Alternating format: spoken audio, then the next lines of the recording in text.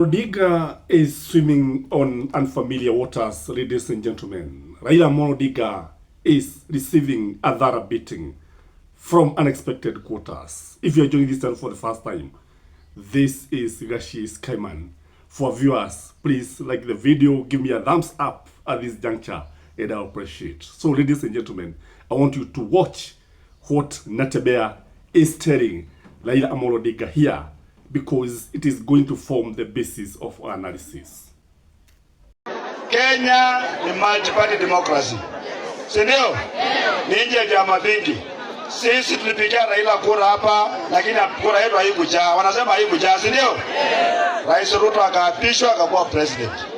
Saa hizi Ruto ametoka pande, Raila ametoka pande hii, ameingia wapi? Ameenda kwa Ruto.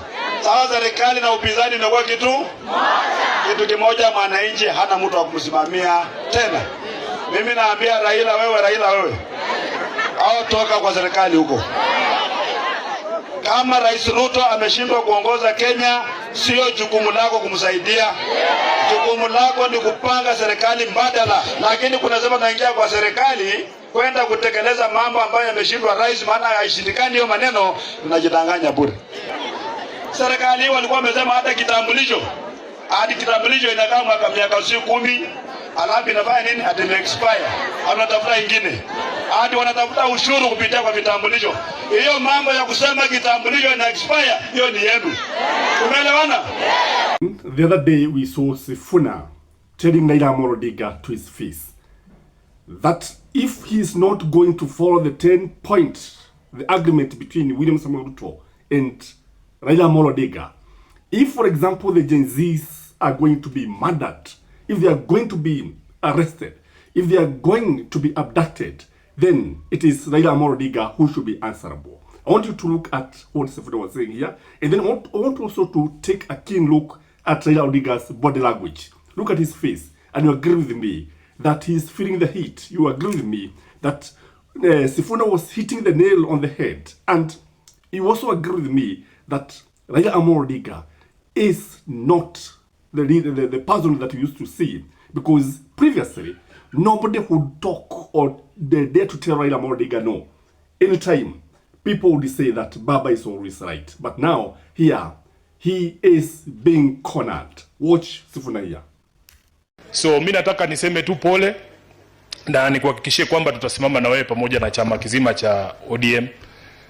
Kuna chairman wa clan yenu hapa ambaye amenichallenge hapo kama SG wa ODM.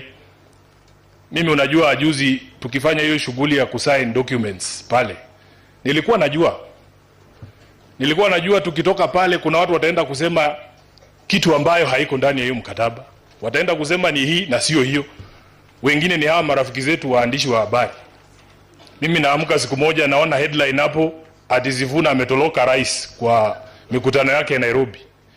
Hakuna mahali kwa hiyo mkataba inasema katibu mkuu wa chama cha ODM atakuwa anaenda mikutano na rais. Hakuna mahali inasema huyu senator ambaye amechaguliwa na UDA ati baba akiwa na mikutano yake hapa ati lazima akue hapo. Niliona mheshimiwa Raila ulikuwa Kiambu kwa mazishi ya Wayaki. Sikuona SG wa UDA hapo. Kwa sababu huo mkataba hauzungumzii haya maneno. Na rais mwenyewe anajua. Nilisikia akiambia watu wa Nairobi kila mtu afanye kazi yake. Mimi sitapitishwa kura kwa sababu ya mikutano ngapi nilihudhuria tukiwa na rais. Kazi yangu ni pale Senate nitafanya, yeye afanye yake.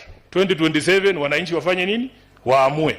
Na baba, mimi baada ya kusaini hiyo kitu, unajua kazi yangu ni rahisi sana. Mimi nakaa na marking scheme tu. Siku na agenda 10 pale. Iwapo Mkenya mwingine yoyote atachukuliwa na polisi ati abducted afichiwe mahali, chama cha UDA na kiongozi wake William Ruto watakuwa wamekeuka mkataba ambao tumeandikisha. Iwapo polisi wa Kenya hawatawajibika, watoe fidia kwa familia za watu ambao walipoteza maisha yao kulingana na jinsi ambavyo huo mkataba unasema, Mheshimiwa William Ruto na chama chake cha UDA watakuwa wamekiuka mkataba wetu. Iwapo kufikia mwaka huu wa fedha kaunti zetu hazitapokea bilioni 450 kulingana na vile tumesikizana, UDA na party leader wao watakuwa wamekiuka mkataba na chama cha ODM. Hiyo ndo kazi yangu tu. Hakuna kazi nyingine. Tunataka wafuate vile tumesikizana. In this video, I want us to look at some few factors why Raila Amolo Odinga is being confronted, or why Raila Amolo Odinga is being faced head on. Number one, in my view, there's a feeling of betrayal, especially among the Kenyan citizen, the youth, the leaders, and those who do not agree with William Samoei Ruto. They feel that Raila Amolo Odinga betrayed them. The Gen Z strongly feel that he betrayed them. It is obvious that there is that feeling sweeping across the country. Number two, in my view, is Raila's inconsistencies. And there's also a lot of contradictions. Raila told us that it is Uhuru Muigai Kenyatta who sent him to go and talk or help William Samoei Ruto. That is what he told us the first time.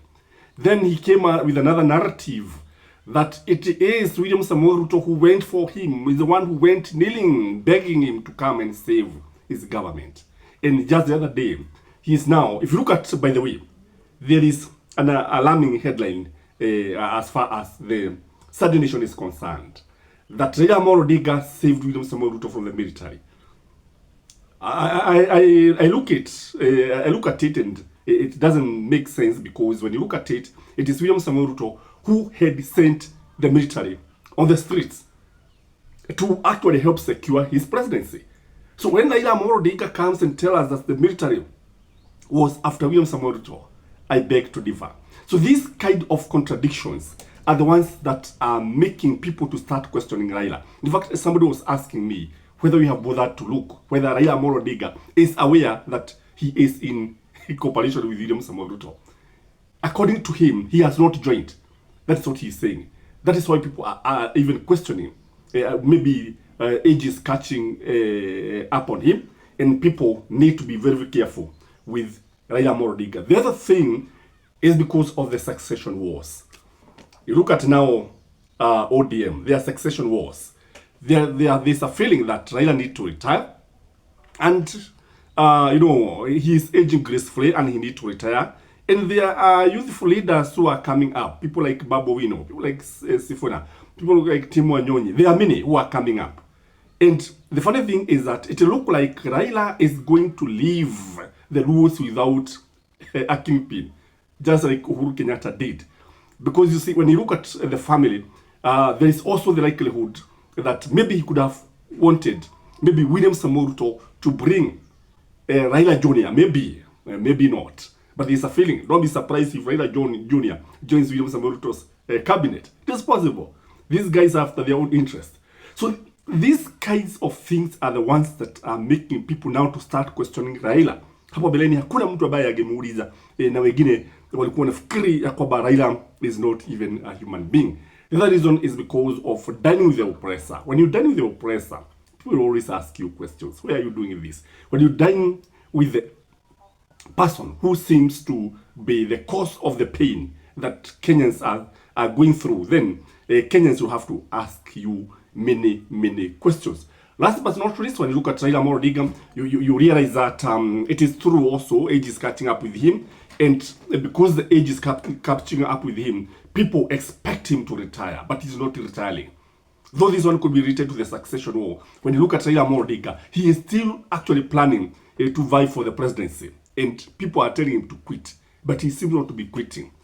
What do you think, ladies and gentlemen? Or according to you, why do you think now Raila is being confronted head on by people who don't even expect? In fact, hata vijana siku hizi wanajitokeza kama tulivyoona kule upande wa Kisii. Swala balo ni swala balo Raila hakulizoea, na sasa ni swala balo nafikiri limutia kiwewe wasiwasi na kihoro. Ladies and gentlemen, that is my take. Please like the video, share it, comment, and let me know today where you're watching this video from. Bye bye.